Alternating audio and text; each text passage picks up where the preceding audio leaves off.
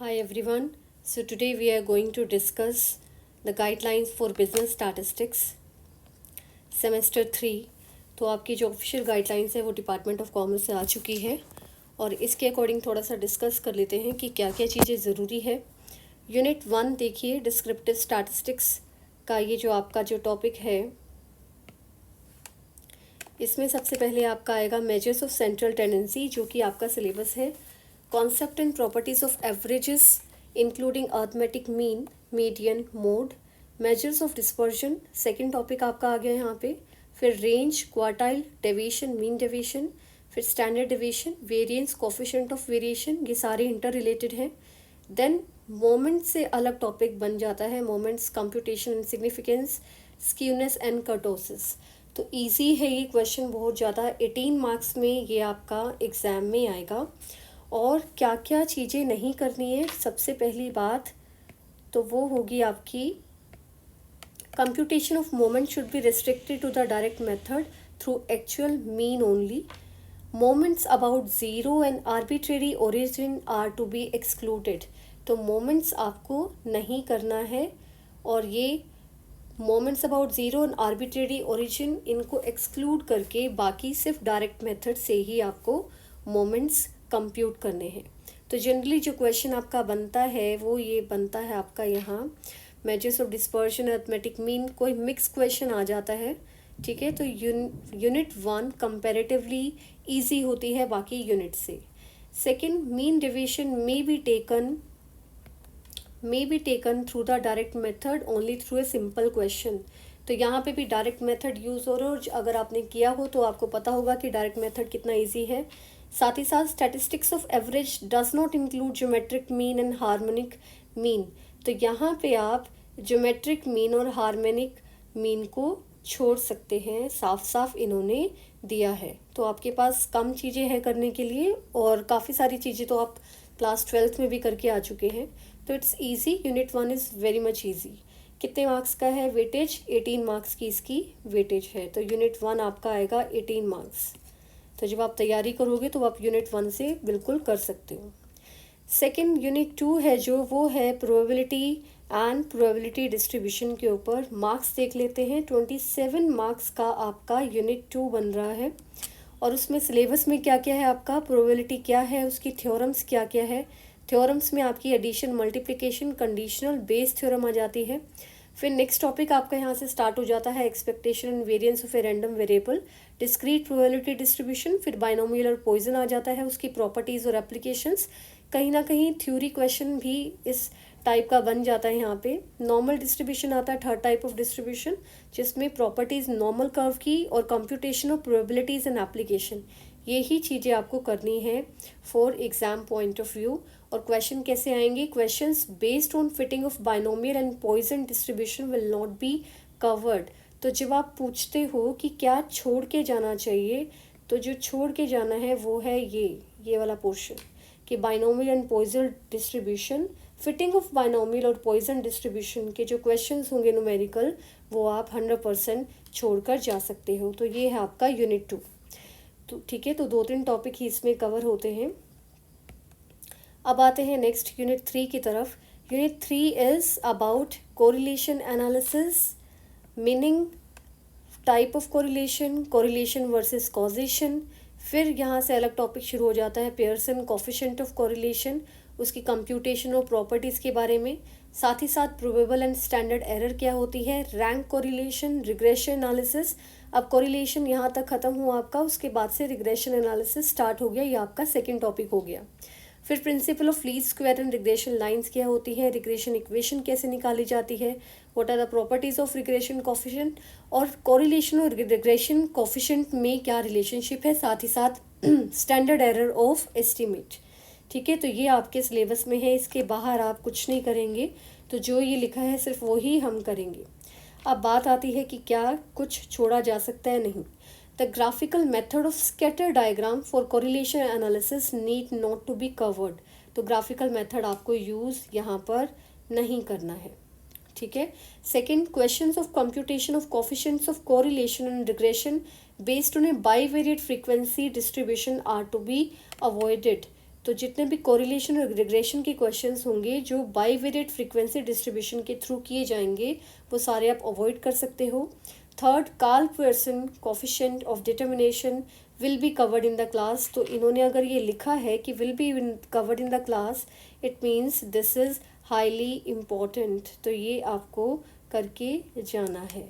ठीक है। The graphical method of drawing free hand regression lines not to be covered in regression analysis. Graphical method नहीं किया जाएगा use, only linear regression analysis will be covered. तो question आपका बनता है लीनियर रिग्रेशन एनालिसिस के ऊपर। तो 22.5 मार्क्स इक्वेटेड टू 22, यानी कि 22 मार्क्स का आपका है यूनिट 3। यूनिट 2 था आपका 27 का और यूनिट 1 था 18 मार्क्स का। तो वेटेज काफ़ी ज़्यादा है यूनिट 3 की भी। और सिंपल सी दो चीज़ें हैं, कोरिलेशन रिग्रेशन जब आप करना शुरू करोगे तो आपको लगेगा कि ये इतना भी टफ नहीं है। बात करते हैं यहाँ पे यूनिट 4 की। यूनिट 4 है हमारा टाइम सीरीज़ एनालिसिस। जो टाइम सीरीज़ डेटा क्या होता है, उसके कंपोनेंट्स क्या है, एडिटिव और मल्टीप्लिकेटिव मॉडल्स उसमें क्या हैं, trend analysis, fitting of trend using principal of least squares, linear and second degree parabola, shifting of origin and conversion of annual linear trend equation to quarterly monthly basis and vice versa। तो अगर syllabus की बात की जाए तो अब आपका सिर्फ ये पार्ट ही मोस्ट इम्पॉर्टेंट रह जाता है। मार्क्स की बात कर लेते हैं तो 13.5 यानी कि 14 मार्क्स मैक्सिमम इस यूनिट को दिए जाएंगे। देख लेते हैं इसमें क्या क्या चीज़ें छोड़ी जा सकती है और क्या रखी जा सकती है। The graphical method of free-hand curve method of semi-averages and the method of moving averages of trend analysis are not to be covered। तो graphical method आपको यूज़ नहीं करने हैं, सेमी एवरेज के, मूविंग एवरेज के और ट्रेंड एनालिसिस के वो आपको नहीं करने हैं। Second is fitting the trend line should assume a linear and second degree parabola trend only। The exponential growth trend line is not to be done। तो बात आ जाती है यहाँ पे कि क्या छोड़ना है, तो छोड़ना क्या है, exponential growth trend line is not to be done. Alright. Third is the questions of conversion of the trend line should be based on a linear trend equation. ये बात हम पहले भी कर चुके हैं कि इंपॉर्टेंट क्वेश्चन बनता है आपका लीनियर ट्रेंड इक्वेशन के ऊपर। ठीक है, तो ये इंपॉर्टेंट क्वेश्चन है। Questions requiring the depiction of graph of trend line obtained by the method of least square, the estimations of the variables values based on this line need to be avoided। तो graphical trend line least square methods के through avoid की जा सकती है। ठीक, तो 14 marks का आपका ये यूनिट बनता है। अब लास्ट यूनिट की बात करें तो यूनिट 5 इज इंडेक्स नंबर्स। कितने मार्क्स का है, लीस्ट मार्क्स आपके इसमें आ रहे हैं। सबसे छोटा यूनिट मार्क्स की परिभाषा में बोला जा सकता है यूनिट 5। करना क्या क्या आपको, इंडेक्स नंबर क्या है, उसके क्या यूजेस हैं, कंस्ट्रक्शन कैसे होती है इंडेक्स नंबर की, और method Laspeyres, Paasche and Fisher's ideal index. तो ये 3 मेथड बनते हैं आपके। साथ ही साथ construction and utility of consumer price indexes, वो कैसे निकाले जाते हैं, उसकी क्या यूजफुलनेस है, BSE सेंसेक्स और NSE निफ्टी।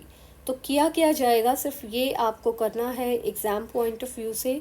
साथ ही साथ computation of the index number should be limited to 3 method specified in the syllabus. तो ये जो 3 मेथड दिए हुए ना बच्चे, Laspeyres, Paasche's, Fisher's ideal index, यही करने हैं, इसके अलावा कुछ नहीं करना है। ठीक है। The test of adequacy of index number should be taught in theory only. No numerical question based on this concept should be asked. तो ये आ गया आपका सबसे इम्पॉर्टेंट पॉइंट जो आपको लगता है कि क्या चीज़ छोड़ के जानी है। तो एडिक्वेसी ऑफ इंडेक्स नंबर के ऊपर कोई न्यूमेरिकल क्वेश्चन नहीं आएगा। Alright, only theoretical concept of BSE Sensex and Nifty will be covered. अब यहाँ पे भी हमारे पास क्लू है कि इसके ऊपर कोई भी न्यूमेरिकल क्वेश्चन नहीं आने वाला है। No numerical question on BSE Sensex and Nifty. Theoretical concept है, हो सकता है शॉर्ट नोट्स में आ जाए आपके पास। The computation of index number and consumer price index based on geometric mean should be avoided. तो यहाँ पे भी कंज्यूमर प्राइस इंडेक्स बेस्ड में कोई न्यूमेरिकल क्वेश्चन नहीं आएगा। The questions requiring the computation of quantity index and value index should be avoided. अब यहाँ पे भी आगे कि आपको ये नहीं करना है, quantity index and value index आपको नहीं करने हैं, However, an overview of these may be provided while discussing test of adequacy. इसका मतलब कि क्लास में बताया जा सकता है लेकिन न्यूमेरिकल क्वेश्चन इसके ऊपर नहीं आएगा. For the knowledge sake it is to be given. ठीक है, तो ये था आपका 9 मार्क्स का यूनिट नंबर 5. ठीक है, तो ये है हमारा सारा का सारा जो हमने अभी तक किया फ्रॉम यूनिट 1 टू यूनिट 5. साथ ही साथ कुछ प्रैक्टिकल एक्सरसाइजेस भी दी गई थी कि कितने कितने मार्क्स की आएगी. आपका जो प्रैक्टिकल पार्ट है वो है 40 मार्क्स का प्रैक्टिकल एक्सरसाइजेस, और उसमें काफ़ी सारी चीज़ें गिवन है. ऑब्वियसली वो आपकी जो क्लास टीचर होंगे, जो भी आपके प्रोफेसर्स होंगे, वो आपको बताएंगे कि किस किस तरह के वो क्वेश्चन देंगे, क्योंकि obviously this is totally in the hand of teachers.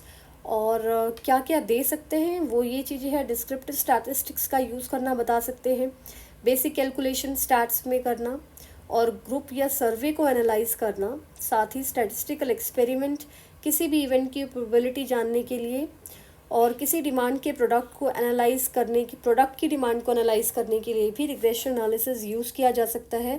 Past price movement को जानने के लिए भी equity stock using trend analysis के थ्रू ये बताया जा सकता है.